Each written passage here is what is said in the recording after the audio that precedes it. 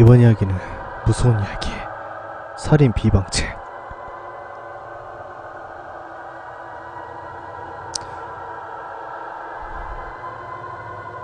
벌써 3일째라고요. 아무런 효과도 없잖아요. 이게 대체 어떻게 된 겁니까? 나는 고등학교 3학년에 재학 중이다. 다들 수능 준비하느라 바쁜 시점이지만 나에게 아직 해결해야 할 문제가 한 가지 있다. 조금만 더 기다려봐. 그래도 안 되면 내가 그땐 진짜 책임을 지겠네. 중학교 성적은 말할 것도 없고 인문계 고등학교도 간신히 들어온 나에게 수능이란 지옥 그 자체였다. 공부도 못하고 운동신경도 둔한 데다가 얼굴은 좀 못생겼을 거야. 다들 이런 나에게 다가오려고 하지도 않고 멀리 떨어지려고만 한다. 그도 당연할 것이, 만약 내가 저 친구들이라고 해도 난 나와 친하게 지내고 싶지 않을 것이다. 그리고 내가 현재 고민하고 있는 것은 다름 아닌 인생에 관한 것이었다. 이렇게 꼬일 대로 꼬여버린 실타래 같은 인생과 아무도 다가오지 않는 처량한 인생을 어떻게 해서든 벗어나고 싶었기 때문이다. 저 학생입니다. 예? 더 이상 돈은 없어요. 당신이 말한 대로 했는데 도대체 왜 효과가 없는 겁니까? 내 앞에서 간사한 웃음을 짓고 있는 무속인에게 언성을 높여가며 따졌다. 보름 전쯤 너무나 답답한 마음에 그를 찾아가게 되었는데, 그곳에서 나는 아무 말도 하지 않았지만 그녀는 단번에 나의 이런 인생을 풀리게 해줄 수 있다며 여러가지 방법을 제시해 주었다. 그리고 그 중 첫 번째가 바로 저주였다. 누군가를 저주함으로써 그 친구를 내 대신에 왕따로 만들어버리고 나는 다시 정상적인 생활을 되찾은 것이다. 이것이 실타래를 풀어나가는 첫 번째 문제라고 무속인은 말을 했다.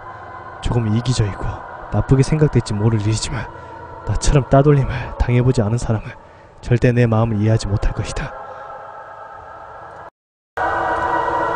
아유, 알았다고! 일단 이틀만 더 기다려봐. 분명히 효과가 나타날 때가 됐어. 그리고 나는 마지막으로 그녀를 한 번 더 믿어보기로 결심을 했다. 인생도 잘 풀리고 공부도 잘 되고 사람들도 나를 따라다닐 만큼 그 인생을 이롭게 만들어준다는 그녀였기 때문에 나 같은 바보 녀석은 그런 말에 쉽게 유혹되기 마련이었다. 진짜 마지막입니다. 이틀 뒤에서 아무런 변화가 없으면 그땐 진짜! 협박 아닌 협박을 하고 곧장 점집을 빠져나왔다. 아무에게나 알려주지 않는 방법이라며 그녀가 소개해준 첫 번째 저주 방법은 아주 간단했다. 그것은 바로 유서를 작성하는 일이었는데 나는 처음 이 말을 들었을 때 기가 찰 수밖에 없었다. 저주를 해야 한다더니 대뜸 유서라니. 이 무슨 말도 안 되는 헛소리란 말인가. 결국 나는 무속인이 가짜라고 생각했고 거부하며 그 자리를 뜨려는 순간 그녀는 내 발목을 잡는 물귀신처럼 나의 약점을 너무나 잘 알고 있었다. 너 학교에서 따돌림 당하지? 내가 학생이라는 사실도 따돌림을 당한다는 것도 그 무엇도 아직 알려주지 않았는데 그녀는 나의 모든 것을 알고 있었다. 꼭 내 부모님처럼 말이다. 그녀를 믿기 시작한 건 그때부터였다. 별거 아닌 것처럼 들리겠지만 정확한 방법이라면 내게 유서를 작성하라고 했다. 내용은 당연히 학교에서 따돌림을 당해서 이런 선택을 할 수밖에 없었다는 것. 진실된 유서. 그것을 작성함으로써 친구를 저주하는 격이 된다네. 그녀는 말했다. 결국 나는 부모님 몰래 유서를 작성했다. 그리고 서랍 속 깊숙이 숨겨놓았는데 한참 그 생각을 하며 걷다 보니 어느새 집 앞까지 와있는 나를 보았고 한숨 한번 쉬고 집으로 들어가자 엄마가 서랍에서 유서를 발견한 것인지 종이 한 장을 흔드시며 나를 불러세웠다. 김영호! 너 이게 뭐니? 하지만 엄마의 표정은 뭔가 이상해 보였다. 너무 놀란 탓일까? 충격을 받아서 그런 걸까? 전혀 화가 난 것처럼 보이지가 않았다. 엄마 그게... 너 정말 이럴 거야? 네 아빠는 너 학교 보낸다고 지금 밤낮 일하고 엄마는 너 뒷바라지 한다고 얼마나 힘이 드는데. 말하시다가 엄마는 어느새 안방으로 들어가 겹겹으로 쌓아있는 종이들을 가져와 내게 말씀을 덧붙이셨다. 행나 사고라고 나면 어떡하냐? 안 좋은 일 생기면 어쩌나 싶어. 네 앞에 든 보험 때문에 돈 나가는 게 한두 푼이 아니야. 근데 너 일단 유서나 줬고 있어? 내가 생각해도 바보같은 짓이었다. 아무리 무속인이 알려준 방법이라고 하지만 그래도 들키지 말았어야 했다. 아니 처음부터 쓰지 말았어야 했다. 미안해 엄마. 그거 저 당장 갖다 버릴게. 하지만 엄마는 내게 그 종이를 건네주지 않았다. 또 무슨 짓을 하려고? 이거 엄마가 포관하고 있을 거야. 한 번만 더 이런 거 썼다가 그때 정말 네 아빠한테 얘기해서 다리 뭉둥이 부를 줄 알아. 호통을 치시고 쾅 소리가 나도록 문을 닫으며 안방으로 들어가 엄마의 뒷모습을 보고 있자니 괜한 서러움에 눈물이 터져나왔다. 나는 그저 지금보다 더 나은 삶을 살고 싶다는 생각에 무속인을 찾아간 것이었고 그녀가 말해준 대로 말도 안 되는 유서를 적은 것인데 엄마는 왜 이런 나를 이해해주지 못하는 건지, 그리고 또 왜 이런 상황에 놓여져 있어야만 하는지 머릿속이 터질 것만 같았다. 이대로 가만히 있을 수는 없었다. 등에 메고 있던 가방을 내 방에 던지듯 내려놓고 나는 곧장 다시 그 무속인에게 달려갔다. 유서 쓰면 된다면서요. 엄마가 발견했다고요. 내가 진짜 죽으려고 쓴 건 줄 알고 있는데 이제 어떻게 하실 거예요? 아, 됐고 이딴 거 다 필요 없으니까 지금까지 받아먹은 돈 다 주세요. 에? 그러자 그녀는 하찮다는 듯 나를 보며 비웃었다. 그리고는 여유롭게 앞바다리를 풀고서 내게 앉으라며 손짓하고 있었다. 좋아! 뭐 일이 이렇게 됐으니 내가 진짜 비방책을 하나 알려주지. 2번은 속아도 3번은 속지 않으리. 나는 속으로 생각하고 그녀에게 따졌다. 필요 없다고! 돈이나 내놔 당장! 하지만 그녀는 갑자기 무서운 표정을 짓는가 싶더니 이내 책상 밑에서 두꺼운 봉투를 하나 꺼내들었다. 이놈이 나한테 준 돈 75만원 냈다. 가져가고 다시는 이 근처 얼씬도 하지마! 하지만 순간 나는 혼란스러웠다. 내가 생각한 것은 끝까지 내 다리를 붙잡으며 어떻게 해서든 나를 3번 바보로 만들려고 애쓸까라 생각했는데 그녀는 내 예상을 뒤엎으며 순순히 돈을 토해냈다. 그러니까 제 입장도 좀 생각해주세요. 엄마가 그 유서를 보고 얼마나 속상하셨겠어요. 제 심정도 또 어떻고요. 그리고는 바로 무속인 앞에 앉아 또 한 번 나는 그녀에게 질문을 던지고 있었다. 이러지 마시고요. 제가 오죽했으면 이렇겠어요. 그 비방책이 뭔지 알려주세요. 네? 하지만 그녀는 내 말을 듣는 둥 마는 둥이었다. 단단히 기분이 상한 것이라 생각이 들어 나는 좀 더 그녀에게 다가가 말을 했다. 아이 또 이러신다. 그러지 말고요. 알려주세요. 예? 이번엔 정말 하라는 대로 다 해볼게요. 예? 진짜 한번 해볼 테야. 미운 놈 딱 하나 더 준다고 그녀는 이내 내 말을 듣고 자세를 잡는가 싶더니 부적을 쓰기 시작했다. 그리고는 내게 던지시 말을 던졌다. 내 그간 자네한테 좀 밉보인 것도 있고 미안하기도 하니 이건 내가 돈 안 받겠네. 단! 이번엔 절대로 내가 시키는 대로만 해야 해. 알았지? 나는 생각했다. 이번이 정말 마지막이라고. 또한 좋은 비방책을 알려주면서 돈도 안 받겠다 하시니 나에겐 2마리 토끼를 동시에 잡는 것과 마찬가지였다. 저 고맙습니다. 근데 어떻게 하면 되는 거예요? 이 부적은 자네 엄마 베개 밑에다가 잘 숨겨놓고 오해하지 말고 들어. 우선 새벽에 부모님 모두 잠들었다 싶을 때 화장실에다가 소금물을 잔뜩 뿌려놔. 소금물은 왜요? 귀신이 제일 싫어하는 게 소금이랑 팥이야. 될 수 있으면 팥도 같이 뿌려주면 좋긴 한데 말이야. 굉장히 의미심장한 표정과 매서운 눈을 하고서 말하는 그녀였기 때문에 나는 어느새 그녀의 말을 신뢰하기 시작했고 다시 한번 그녀에게 물었다.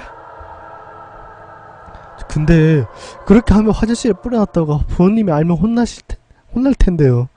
그저 기다렸다는데 그녀는 껄끄 웃으며 대답했다.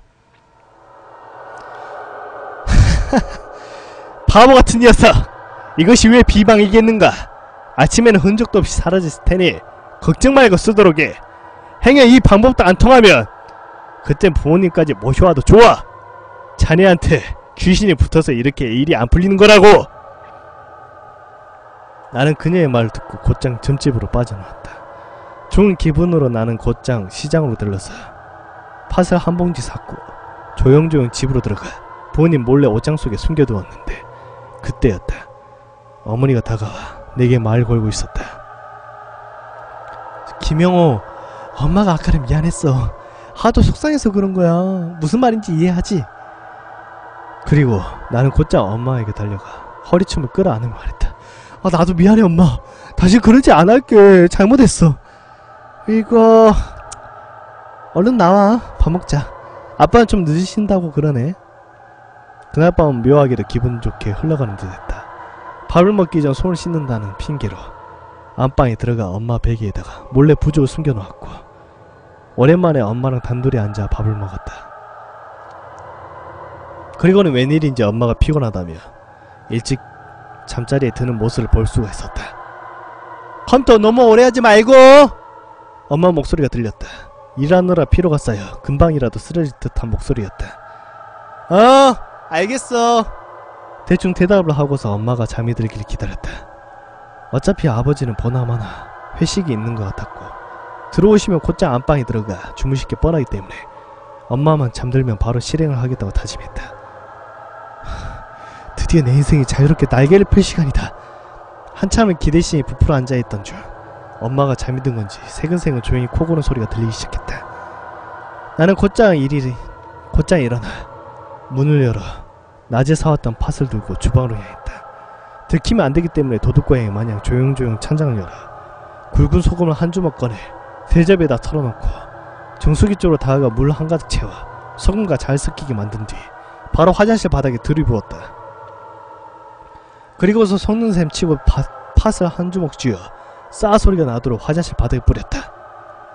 타일과 부딪히는 소리가 왠지 모르게 경쾌했지만 소리 때문에 엄마가 깨면 큰일이기에 일부러 화장실 문을 닫아버렸다.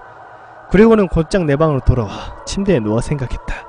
내일 아침에 일어나 화장실 바닥을 보며 분명 팥과 소금이 없어져 있을 것이고 내 인생은 드디어 자유로워질 것이라고 말이다.